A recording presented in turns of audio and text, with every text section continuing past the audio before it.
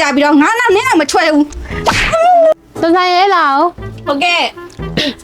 ဒီမလေးကအစ်စ်ဆိုတော့ကစတမာတယောက်လိုက်ရင်ဘယ်လိုမျိုးပြောရမလဲဆိုတာကိုသိလား သိပါတယ် ပြောကြည့်ပါဦး မင်္ဂလာပါရှင့် ဟုတ်အဲ့လိုမပြောရဘူးလေ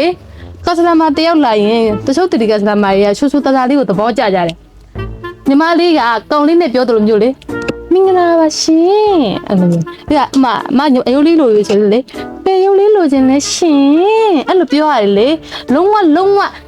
ကောင်းလေးပြောတယ်လို့မျိုးပြောရတယ်ပြောကြည့်ပါဦး မင်္ဂလာပါရှင်ဖေယုလေးလို့ကြည်လဲရှင်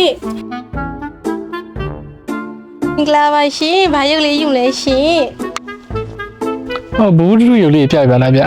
ဟုတ်ရှင်ဟုတ်ပြပေးပါမယ်ရှင်ဟုတ်ဒီဟာလေးကလေအညူရောင်လေးရှင်သူကတော့20စင်တီမီတာဆိုက်လေးပါရှင်ဒီဟာလေးကကြောက်ပေါ့နော်အဖြူရောင်ရုပ်ကလေးသူကကြောက်ပေါ့နော်20စင်တီမီတာဆိုက်လေးပါပဲရှင် ဟုတ်သူ့ထက်ကြီးတဲ့ size လေးอ่ะ အော်ရှင်ဒီမှာလေ तू ကလေ35စင်တီမီတာလေးပေါ့နော် तू ကသူ့ဆက်ကြီးတာလည်းရှိတယ်ဟိုမှာ तू ကကျတော့50စင်တီမီတာလေးပါရှင် ဘယ် size လေးယူရင်ကောင်းမလဲမသိဗျ အော်ဘယ်ဆိုင်လေးလဲဆိုလေဒီနှစ်ခုစလုံးကဆိုင်လေးကတော့ကောင်းနေရှင်ကိုအခုဘယ်ဟာလေးကြည့်တင်လဲမသိဘူးရှင်ကြီးနေတာကြာပြီးတော့ငါနောက်နင်းတော့မချွဲဘူး